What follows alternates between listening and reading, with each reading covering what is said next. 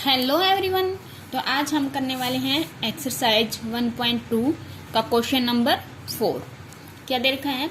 Given that HCF of 306 and 657 is 9।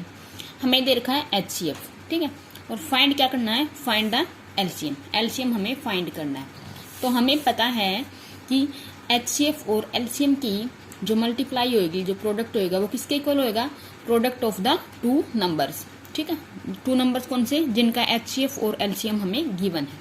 तो हम कैसे लिखेंगे? We know that HCF into LCM is equal product of two numbers, ठीक है। यही होएगा HCF और LCM का जो प्रोडक्ट होएगा, मल्टीप्लाई होएगी, वो किसके इक्वल होएगी? जो दो नंबर है गिवन है, कौन से दो नंबर? जिनका HCF और LCM हमें गिवन है, ठीक है, तो उनके प्रोडक्ट के इक्वल होएगी। अब हमें HCF तो गिवन है, कितना है? 9 इंटू LCM हमें निकालना है, और प्रोडक्ट ऑफ टू नंबर्स हमें गिवन है। क्या है? 306 एंड 657, ठीक है। तो LCM किसके इक्वल आ जाएगा? LCM आ जाएगा 306 इंटू 657 और डिवाइड में 9, ठीक है। तो 9 से अब कैंसिल आउट करेंगे। देखो इसको करेंगे तो 9 7 जा कितने हो जाएंगे? 9 7 जा 63 और 2 7 बच गए, 27 बच गए, 9 3 जा 27। तो 306 मल्टीप्लाई 73, तो क्या आ जाएगा? इनके मल्टीप्लाई करके देखेंगे तो देख लेते हैं। 3 6 जा 18, 3 3 जा 9, 7 6 जा 42, 7 3 जा 21। तो यहाँ से क्या आ गया? 8 3 13 2 2। तो अपना आंसर आ गया 2 2 3 3 8, ठीक है। ये आ गया LCM। तो ऐसा कोई भी क्वेश्चन हो, हमें एग्जाम में ऐसे क्वेश्चन मिलेंगे कि LCM और या फिर HCF किसी का दिया मिलेगा, और प्रोडक्ट ऑफ टू नंबर्स भी दे रखे होंगे, और कोई LCM या HCF एक चीज दे रखी होगी, दूसरी निकालनी होगी, या फिर ये दोनों चीज दी मिलेगी और इनमें से कोई एक नंबर दिया मिलेगा, ठीक है। तो हमें फॉर्मूला ये ध्यान रखना है। तो इनमें से 4 चीजों में से 3 दी मिलेगी और एक निकालनी होगी, ठीक है। तो हो जाएगा। नेक्स्ट देखते हैं। नेक्स्ट है क्वेश्चन नंबर 5। क्या बोल रहे हैं? चेक वेदर 6 की power n can and with the digit 0 for any natural number n। ये बोल रहा है कि हमें चेक करना है क्या जो 6 की पावर n है, n क्या आएगा? कोई भी नेचुरल नंबर, वो जो भी डिजिट बनेगी वो एंड होएगी किससे? 0 से, मतलब इसके लास्ट में 0 आएगा या नहीं, चेक करना है हमें, ठीक है। तो देखो लास्ट में 0 किसके आ सकता है? लास्ट में 0 उसी के आ सकता है जो क्या हो? 10 से डिविजिबल। 10 से डिविजिबल होएगा, उसी के लास्ट में 0 आएगा ना। और 10 क्या होता है? 2 इंटू 5, यानी कि जिसके फैक्टर्स में, जिस भी नंबर के फैक्टर्स में 2 और 5 आएगा ना, 2 और 5 दोनों ही आने चाहिए, तो उसी के लास्ट में क्या आ सकता है? 0 आ सकता है, ठीक है। जिसके भी फैक्टर्स में, जिस भी नंबर के फैक्टर्स में 2 और 5 दोनों आएंगे, तो उसी डिजिट के लास्ट में क्या आ जाएगा? 0 आ जाएगा। वही 10 से डिविजिबल हो सकती है, ठीक है। तो ये पूछ रखा है, इसने पूछ रखा है 6 की पावर n 10 से डिविजिबल है या नहीं। तो देखो 6 के अगर फैक्टर करेंगे हम 6 की पावर n के, तो क्या लिखेंगे? 2 इंटू 3 की पावर n, यही लिखेंगे ना। तो 2 इंटू 3 में 2 तो है, लेकिन 5 तो नहीं है ना, 5 नहीं है। तो इसका मतलब ये जो भी डिजिट आएगी उसके लास्ट में 0 नहीं होएगा, ठीक है। तो अब लिखेंगे कैसे? ये तो हमने समझ लिया। अब एग्जाम में तो समझने से काम नहीं चलेगा, लिखना भी तो पड़ेगा। तो लिखेंगे कैसे?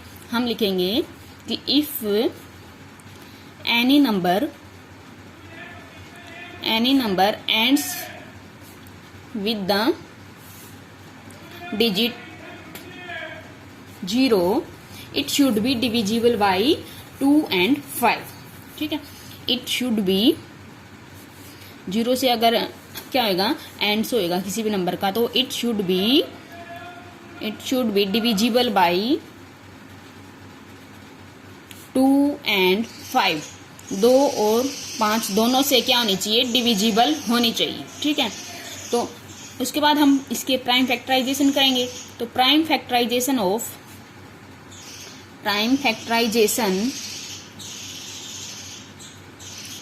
6 की पावर n क्या हो जाएंगे, 2 × 3 की पावर n। ये हमने देख लिया अभी। इसका मतलब यहाँ पे 5 तो नहीं है। ठीक है, तो हम लिखेंगे कैसे, it can be observed that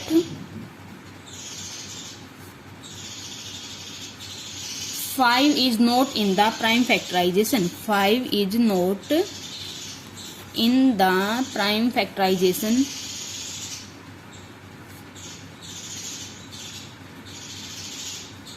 of 6 की पावर n।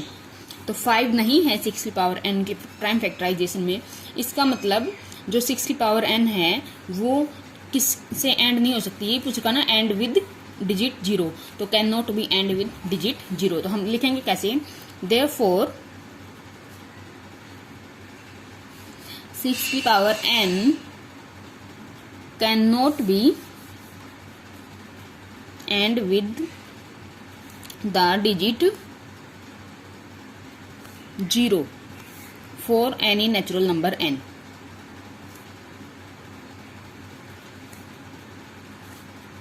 ठीक है, तो इसको हम ऐसे लैंग्वेज में लिखेंगे, क्योंकि क्वेश्चन एग्जाम में हो तो ऐसे करना पड़ेगा ना, लैंग्वेज में लिखना पड़ेगा। तो अब यहाँ पर 6 की पावर n की जगह पे कोई भी नंबर पूछ सकते हैं एग्जामिनर, तो कोई भी नंबर पूछ सकता है। तो हमें सिर्फ क्या करना है, फैक्टराइजेशन करके देखना है कि 2 और 5 दोनों आ रहे हैं क्या।